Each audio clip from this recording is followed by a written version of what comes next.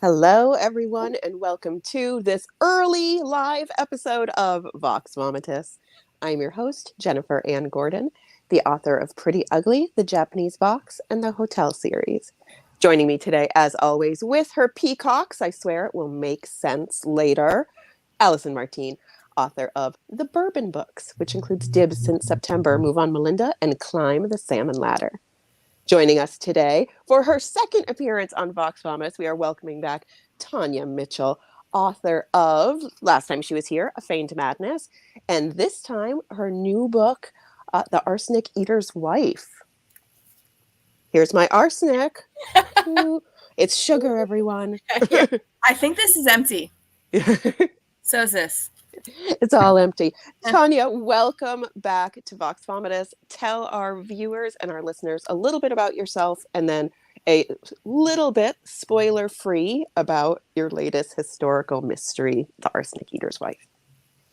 Oh, well, thanks for inviting me back. You guys are always a blast. So I absolutely love to be here. Like Yay. you all said, my name is Tonya Mitchell. I'm an author of 2 books of historical fiction. Both of them are based on real women and real stories that happened to them. My latest, called The Arsenic Eater's Wife, I'm just going to show the cover. This is my banged up copy. It does not really have a pink star on it. That's just to remind everyone that this is not their copy, but mine. It's about the case of a real woman who is brought to trial on the charge of that's right. Brought to trial on the charge of poisoning her husband to death with arsenic. And it's about the trial itself, but it's also about all the people around the couple at the time who were in the house when he lay languishing for about 2 weeks before he died. And what happens, there are some timelines before the trial, so you kind of get an idea of what their marriage was like and who their friends were and the family members around them. And then what happens after the trial, which is about maybe the last 20% of the book or so. So it is a murder mystery, but it is also true crime, and it is very, very gothic and dark. I didn't have to add a lot of that. It's already a story It was writing that was itself. dark to begin with, so I was happy to find it. Yeah, and yes. Tonya, if you want to hold that up again, it'll explain why we are all kind of in peacock colors and showing our peacock glory, because there are peacocks on the cover and in the book, and the peacocks would like to have a couple words with you. They're not necessarily happy with how they were portrayed in your book. But again, that was probably awful. You should. They're not happy. Feel bad. There is a peacock over here, but I again, this is my copy, so I put my business card on it. You're like, stop taking my book. I love that. Anyway. I've never thought of doing that before, but apparently you've had a lot of true crime happen to you where people are stealing your copy. Book thieves. Mine. Would you sign it? I'm like, no. So, Tonya, how did you stumble upon this case? Because I had never heard of it until your book, and then I immediately went to Google to get, the facts. But how did you find out about this? I was looking for something to write about. I knew it needed to be dark. And I found, because I like to write Gothic dark fiction, and I found this book called Bad Girls from History, Wicked or Misunderstood, ? Ooh, love it. And it's just a bunch of little vignettes of different women in the course of history who either committed crimes or were strongly believed to have committed them. And they were each sort of, each of these women were put into certain chapters. So some of the chapters are courtesans and mistresses, madams, prostitutes, and adulterers, serial killers, ooh, gangsters, thieves, and con artists, and the rebel collection, pirates, witches, megalomaniacs, and exhibitionists. The chapter where I found, yes. I'm like, that doesn't sound, none of those sound like her. She's probably not that one. Is she a pirate? I left one chapter out where I found her, and that was one-off killers. So in the one-off killers section, I found her, and her being Florence Maybrick, who is the woman by which the book is based on. That was her real name. We can talk about why I changed the names of the characters a little bit later. But what struck me about those few paragraphs about her was that there were a couple things. One of them was that her husband was an arsenic eater. And I read that and kind of went, Like, what the hell Exactly. is the arsenic here, I and had why would never anybody do heard it? of that as like a health thing. Yes, there were Arsenic. very, very small subsets of predominantly men who believed that it gave them medicinal qualities, aka it made them more virile, more sexually virile. So Yeah, I said that in a book signing, and someone the Viagra of its yelled, time. "Yes, the Victorian Viagra at the time." So The Victorians were Yes. so weird. Yes, very weird. Now, this was a time when Victorians knew that arsenic was extremely poisonous. It was being used they as knew. insecticide. They knew it was It was used to poisonous. kill rodents. Yeah, They because knew. this isn't He like, knew. okay, He knew when we he was know taking we've it. seen some things like, oh, we didn't know hundreds of years ago that lead is poisonous and it was in all these beauty products. And now we're like, maybe we shouldn't with the lead.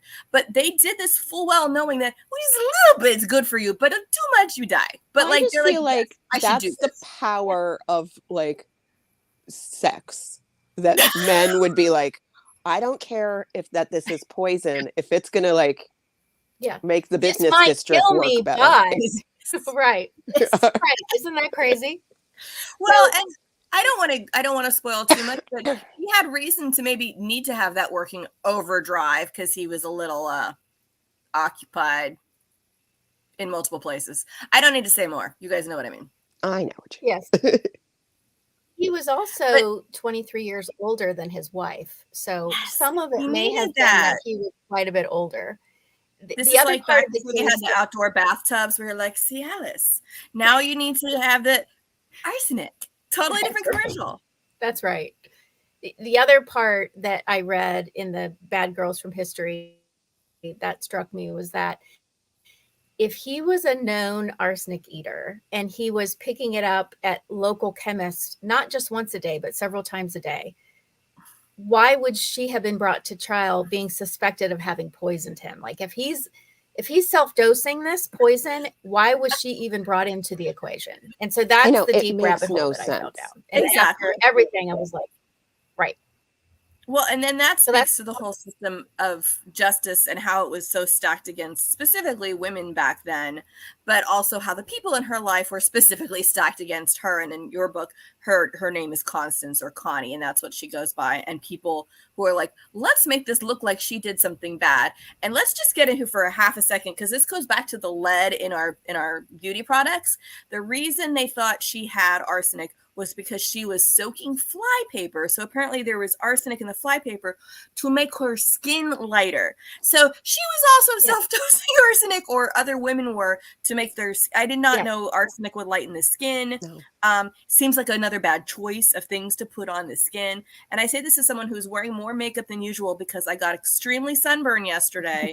And wear sunscreen, friends. And I tried, but mine was out, and I found that out at field day. It's a different kind of poison, right? Different kind of poison. Sun damage. Fun. Well, I feel like I'm so pale that I look like I've already been bathing in arsenic. You look like the after picture. Before I put this on, I would have been the before, and I'm still red and shiny because the makeup can only do so much. But the idea that they were soaking fly paper and then like putting that on their skin, and I was never really clear whether they thought she was actually using this or she was going to use it. But either way, it's like they just have so much poison around the house for good purposes, not even to kill things, but they're like, we use it for health and beauty.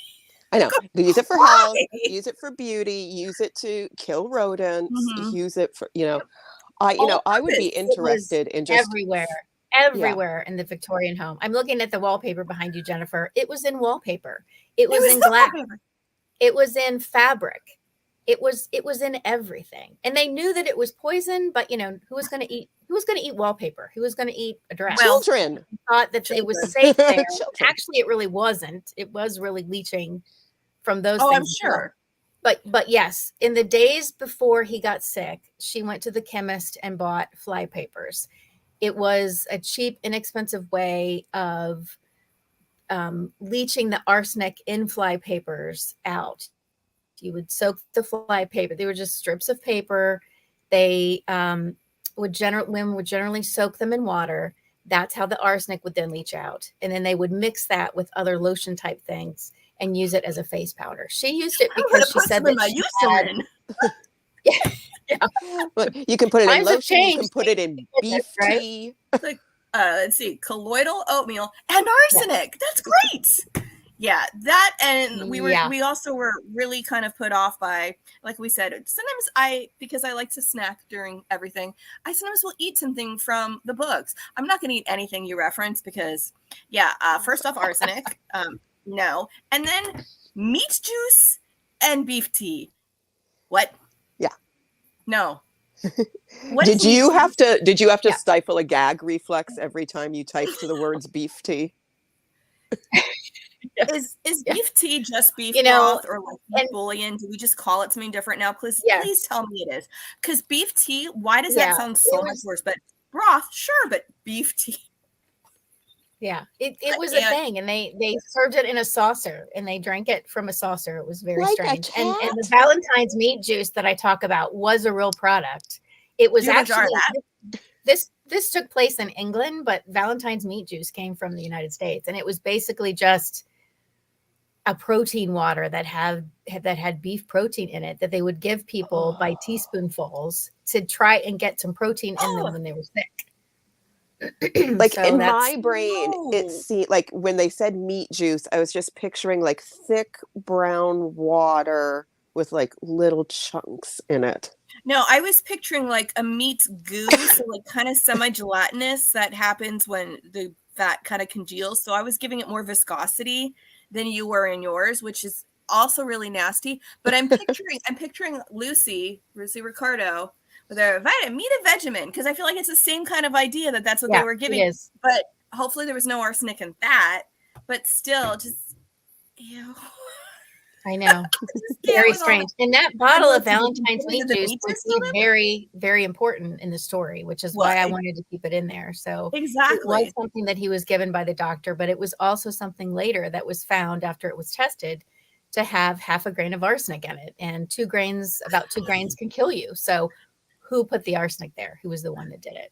Well, and just going back to the arsenic, I don't know if you guys heard this, and I think it might be one of those old wives' tales or urban legends so apple seeds apparently contain a small amount of arsenic, and that if you eat the apple seeds from one apple, it'll probably be all right because there's not that much in it. But I got told a story like when I was in preschool about a guy who was saving all his apple seeds and then ate all of them at once and then died because of the arsenic. And then I was scared of apples for a while, like that would happen, as if I ever ate the seeds anyway. So I'm wondering where they're naturally sourcing arsenic and whether it was from apple seeds.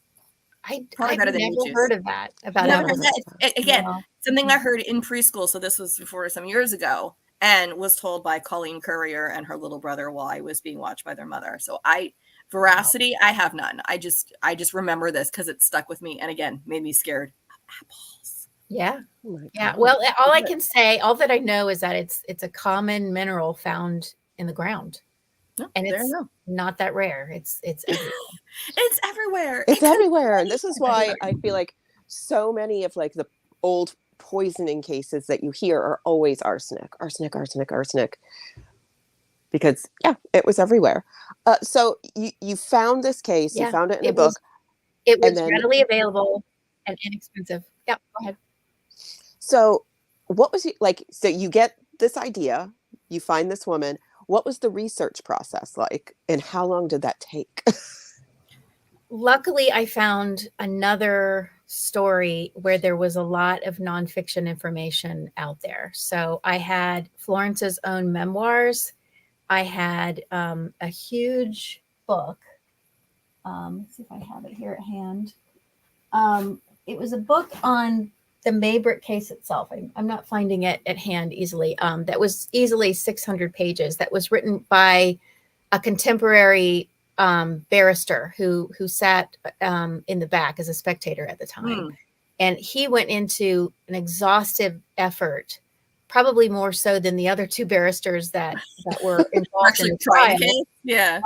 To try and figure out like what really happened, who were the players, who was lying and who wasn't, including a lot of appendices in the back about what was collected from the house and what was collected from his office, what had arsenic and what didn't.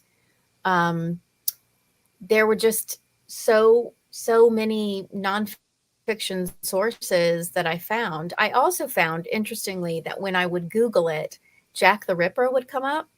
And I couldn't understand what the connection was between. Mm-hmm. It was like, but this doesn't make any sense. And then I did some reading on some of those. There were a lot of online forums about Jack the Ripper, and the husband who dies from arsenic poisoning is believed to have been perhaps one of the men who was suspected as being Jack the Ripper. And I love that. That was a rabbit hole that was just going to even convolute the story even more. I know. I was going to say, you can't put that in, because then you're like, no. Then your book is 900 pages long, and you're like, was he Jack the Ripper the whole time? Right. Dun, dun, dun. And he wasn't suspected until this story took place in the 1880s. He was not suspected until 1990 something, because a diary was found in a home that he had some connection to, and was purported to have been written by James Maybrick. There's a page that says "I am Jack." So, oh my God, there's a huge. I mean, and admittedly, I feel like I have to say every time we bring up Jack the Ripper, there are a huge number of men on the list suspected of it. So he's not like one of 3; he's probably one of 30 or something like that. Yeah, no, and I personally grows and Jack the Ripper. You think he was?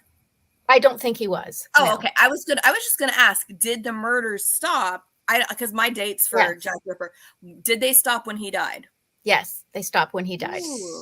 Ooh. They stopped when he died. That's he also knew Whitechapel very well, because he had a relationship with another woman who had lived in Whitechapel. And so he knew that very well. That's one of the reasons I was going to say, like, isn't a place that they go to early on in the book Whitechapel? That may be part of the reason why it was showing up at all, just because of the Whitechapel connection. But yeah, I was going to say, it's too bad that you don't think he was, because I would like to just say headcanon, except he was. Yeah, he was Jack the Ripper. He deserved to die. Well, and getting back to something you said a little earlier, and this was, so as I try to pretend I was a lawyer for years, and the whole justice system in this whole thing made me want to throw things, smash things. And I was reading it on the computer, so I wasn't allowed to do any of that, because I would have broken my computer. But let's just start with the evidence collection, which you mentioned, and about how we had people who before, like, because he was dying slowly, really, people are like, before there's a murder, we're going to basically set the crime scene so that what is found is what we want found. And we'll remove anything that doesn't play into the narrative we want the police to see. And it's like there was no comeuppance during the police process, during the trial, for like, hey, you guys collected evidence in the shoddiest way possible. And then I also went down my own personal rabbit hole of, I'm an American lawyer. I am not a barrister. I'm not a solicitor.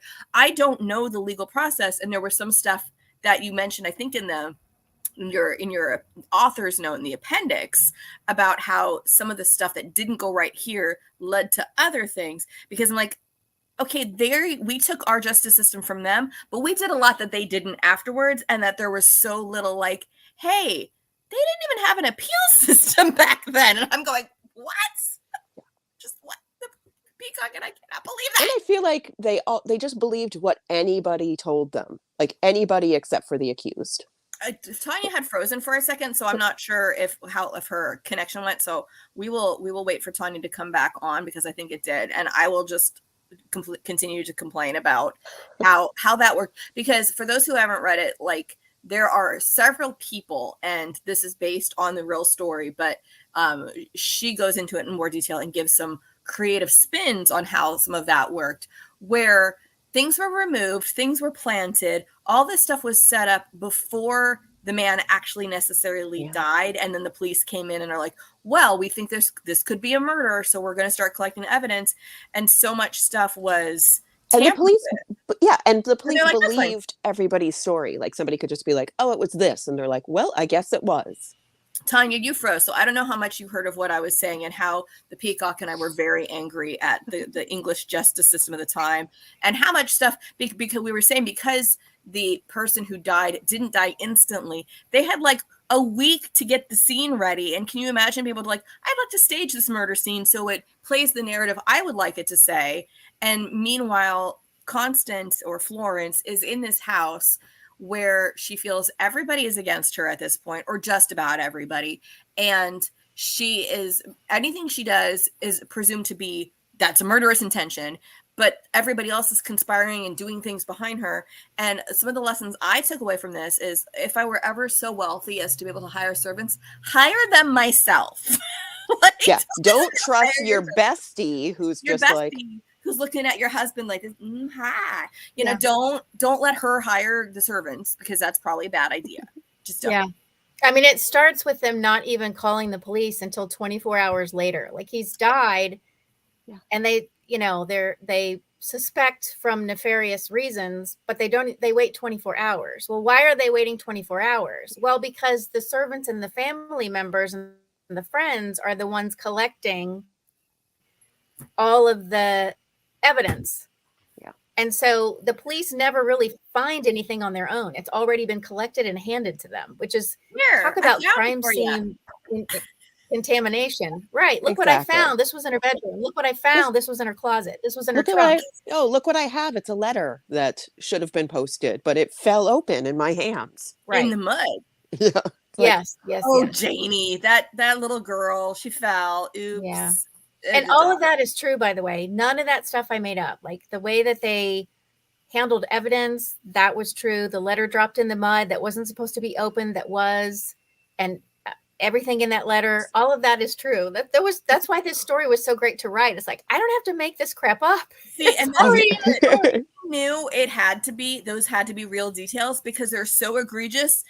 I know that I would have called you out if it was like that seems kind of unbelievable. And you're like, look at the historical record and what the facts say. And we're like, so I feel like you actually were like, hey, I'm going to put a little gloss of fiction on certain parts, but the really ridiculous parts are real. Yeah. Like a man eating arsenic so he can get a bigger erection, like. Make it like so.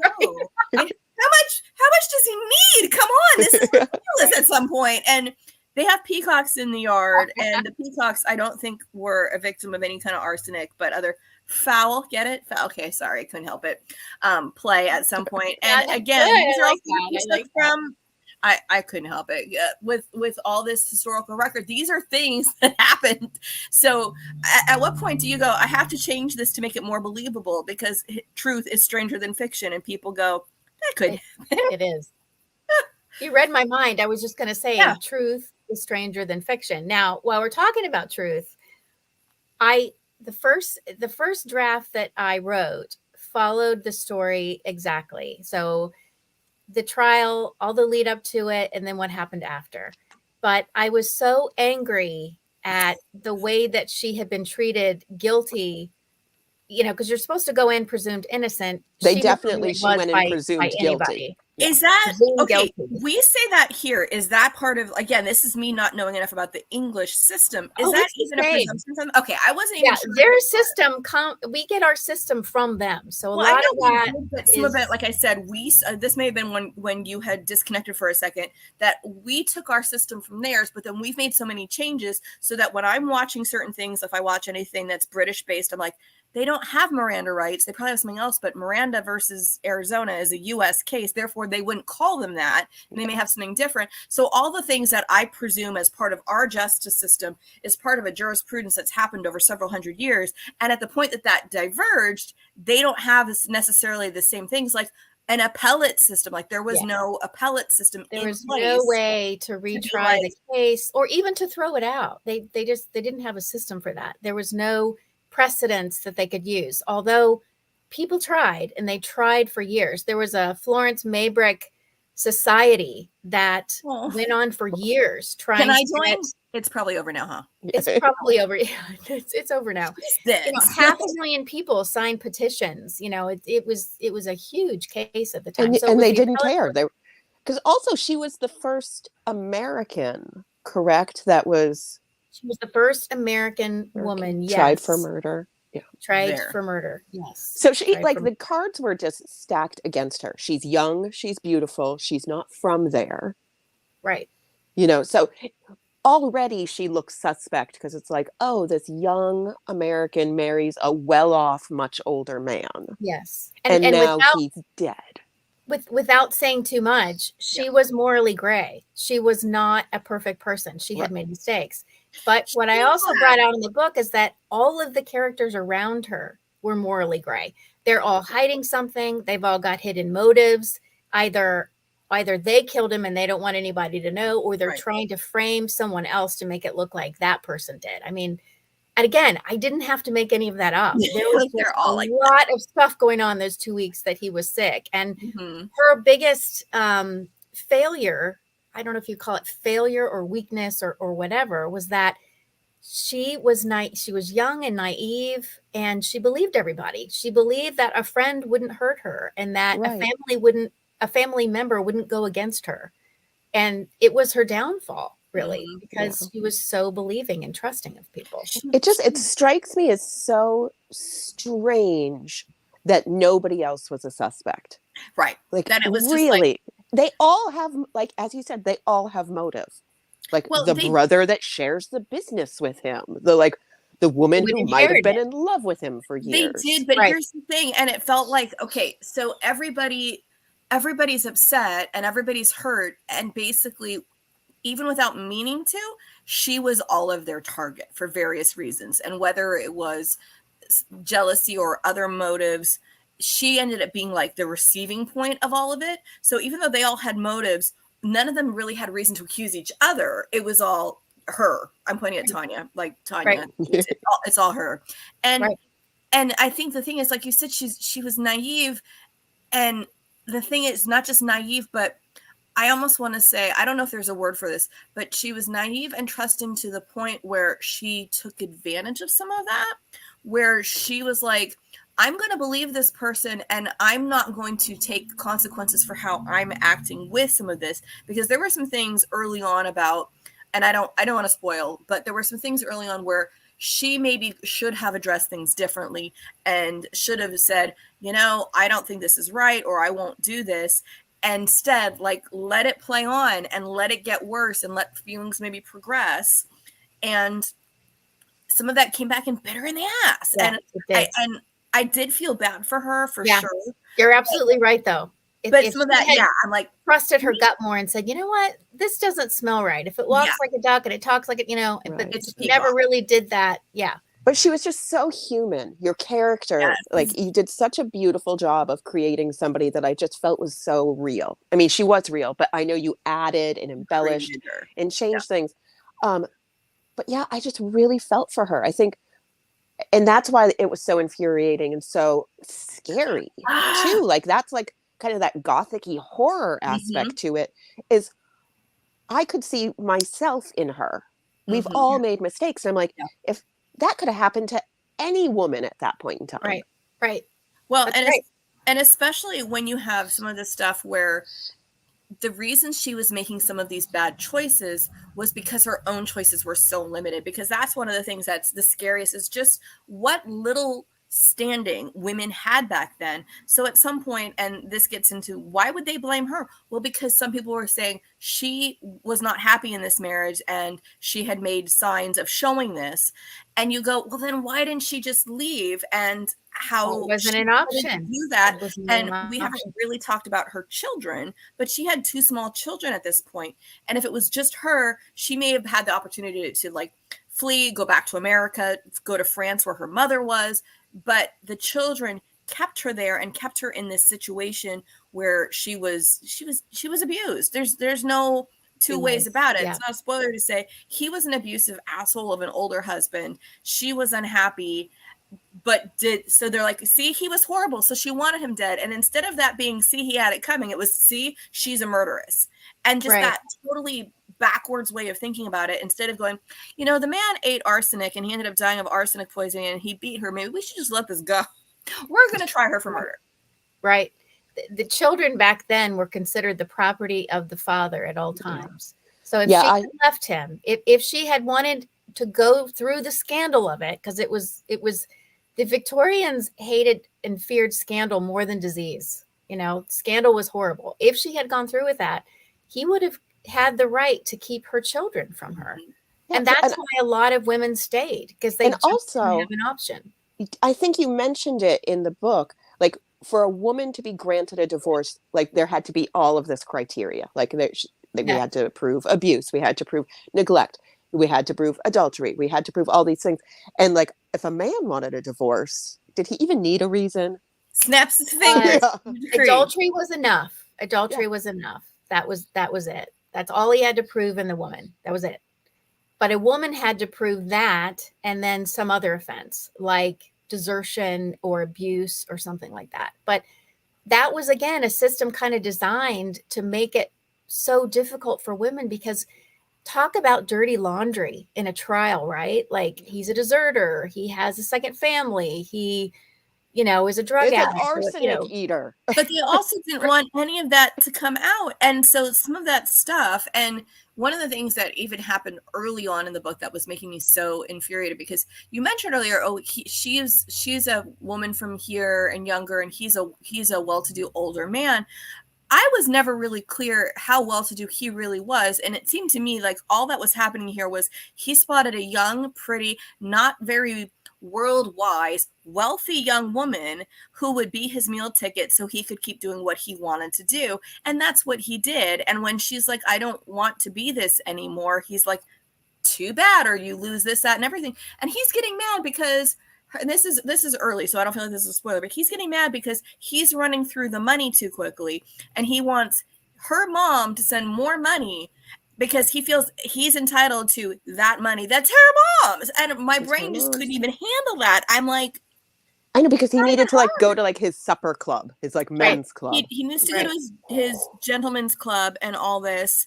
And then later he's mad because she's taken out got dresses so that she could have, and was basically pawning some stuff that she didn't really want anymore. Yeah. So she could keep herself in fashion, because he really wasn't doing it, because he was blowing the money, and then she was getting in trouble for that. And it was like, and heiresses who owned their money outright. In this situation, her mother kind of held the purse strings, thank goodness, to a certain degree. And he was mad about that. She owned her money outright. Once they marry, that money is his. It's not even theirs. It's his, just like the children are. So that's another way that women were completely controlled and abused in their marriages. They didn't even have access to their own money that they had brought into the marriage. It was all money for him. Well, I mean, okay, and let's be fair. I think a woman couldn't even get a credit card in her own name until what, 1970? 1974. That was 1974. Yeah, I mean, that's very recently. That's recent. I mean, I don't know how old you guys are, but I was living in 1974. My sister was born in that year. I was born a couple of years later. I remember learning that later, going, what? Yeah. Huh? Yeah, like growing up, women were not allowed to do this. It is just so.